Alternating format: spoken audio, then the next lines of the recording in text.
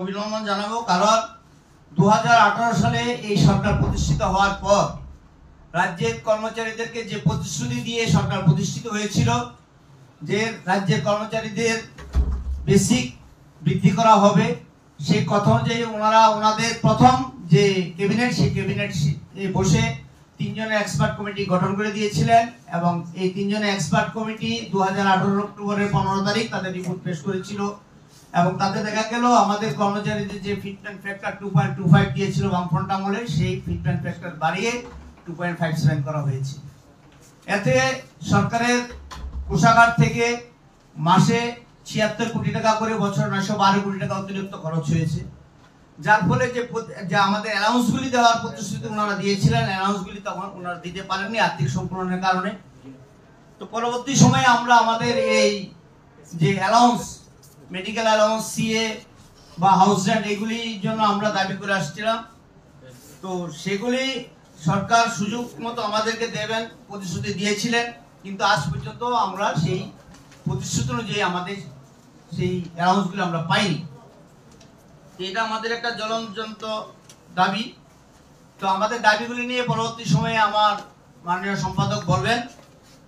তবে আমি শুধু একটা কথাই বলবো, রাষ্ট্রবাদী সরকারের আমলে আমরা কর্মচারীরা যতটুকু আশা করেছিলাম আমরা ঠিক সেই লক্ষ্যে আমরা পৌঁছতে পারিনি, এবং সেই লক্ষ্যে পৌঁছানোর জন্য আমরা রাষ্ট্রবাদী কর্মচারী সংঘ আমরা আপ্রাণ চেষ্টা করে যাচ্ছি এবং আমরা সেই লক্ষ্যেই আমাদের এই দাবি সনদ নিয়ে আজকে আমরা এখানে বসেছি। আমরা এখন আমাদের রাজ্য কমিটিতে আলোচনা হবে, রাজ্য কমিটির আলোচনার মাধ্যমে আগামী দিনের আমরা যে আমাদের যে কর্মসূচি, সেই কর্মসূচির রূপরেখা আমরা তৈরি করব। তো আমি এখন আমার মাননীয় সম্পাদককে বলবো, আমরা যে দাবিগুলি নিয়ে আজকে এখানে বসেছি সেই দাবিগুলি উনি। ত্রিপুরা রাজ্যে রাষ্ট্রপতি সরকার গঠিত হওয়ার পর এ পর্যন্ত রাজ্যের কর্মচারী ও পেনশনভোগীদের জন্য মোট 36% মহার্ঘ ভাতা প্রদান করা হয়। রাষ্ট্রবাদী কর্মচারী সংঘ ত্রিপুরা প্রদেশের পক্ষ থেকে রাজ্য সরকারকে অভিনন্দন জানাচ্ছি।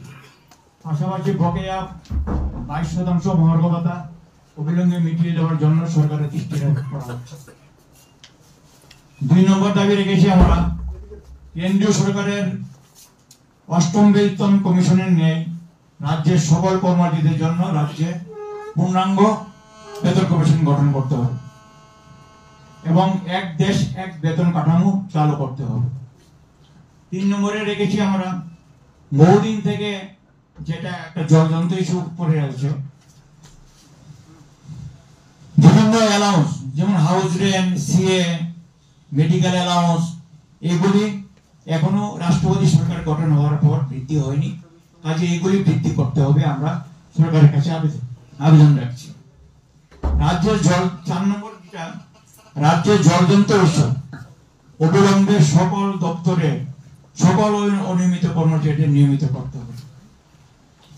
5 নম্বরে রেখেছি আমরা ডাইন হার্নেস প্রথায় নতুন নিয়মাবলী প্রত্যাহার করতে হবে এবং চাকরি জীবনের যে কোনো সময়ে কোনো কর্মচারীর মৃত্যু হলে তার পরিবারের যে কোনো যোগ্য ব্যক্তিকে সরকারি চাকরি প্রদান করতে হবে। 6 নম্বরে রেখেছি চাকরিতে অবসর গ্রহণের বয়সসীমা 60-এর পরিবর্তে 65 করার জন্য রাষ্ট্রবাদী কর্মচারী সংঘ দাবি রাখছে সরকারের কাছে। 7 নম্বরে রেখেছি আমরা সরকারি কর্মচারীদের 25 বছরের পরিবর্তে 20 বছর চাকরি করার পর সম্পূর্ণ পেনশনের সুবিধা প্রদান করতে হবে। 42 বছর চাকরি করলে যে ব্যক্তিরা পেয়েছে বা 40 বছরের চাকরি পেলে 60 বছরের রিটায়ারমেন্টে চলে যাবে, তাদের পেনশনের সুবিধা পাচ্ছে। 8 নম্বরে আমরা রেখেছি অ্যাডক প্রমোশনকে রেগুলার প্রমোশন হিসেবে ঘোষণা করতে হবে এবং যেসব দপ্তরে অ্যাডক প্রমোশন বিভিন্ন ক্যাটাগরি এখনো হয়নি সেই ক্যাটাগরিদের সম্পূর্ণভাবে প্রক্রিয়াটা সরলীকরণ করে তাদের প্রমোশন প্রদান করতে হবে। 9 নম্বরে রেখেছি আমরা অবসরকালীন গ্র্যাচুইটি কমপক্ষে 20 লক্ষ টাকা প্রদান করতে হবে, সেটা কেন্দ্রীয় সরকারের নেই। 10 নম্বরে রেখেছি এমএসপি, এটা জ্বলন্ত ইস্যু, এর জটিলতা অবিলম্বে দূর করতে হবে এবং এমএসপি তে লেভেল পরিবর্তন করতে হবে। কারণ দেখা যাচ্ছে আমাদের যারা গ্রেডুয়েশন পায়, প্রমোশন পায়, দেখা যাচ্ছে এখানে লেভেল পরিবর্তন হচ্ছে না গ্রেডুয়েশন পেলে। সেই দাবিটাকে আমরা 10 নম্বরে রেখেছি। সর্বশেষে যে দাবিটা আমরা রেখেছি 11 নম্বর, অবিলম্বে সমস্ত দপ্তরের শূন্যপদ পূরণ করতে হবে এবং আউটসোর্সিং প্রথা বিলুপ্ত করতে হবে। এই আমাদের 11 দফা দাবি। এই দাবি সনদ নিয়ে আমরা আগামী দিনে মাননীয় মুখ্যমন্ত্রীর কাছে আমরা যাব এবং এই দাবি সনদ আমরা প্রেরণ করব। আমাদের যেহেতু রাজ্য কমিটির যে পদাধিকারী আছে এখানে বিশদভাবে আরো আলোচনা হবে এবং আমরা ফাইন্যান্স মিনিস্টার, মাননীয় মুখ্যমন্ত্রী এবং চিফ সেক্রেটারির দরবারে বরাবর আমরা এই ডেপুটেশনগুলি নিয়ে যাবো। ধন্যবাদ সাংবাদিক বন্ধুদের আজকে আপনারা আসার জন্য।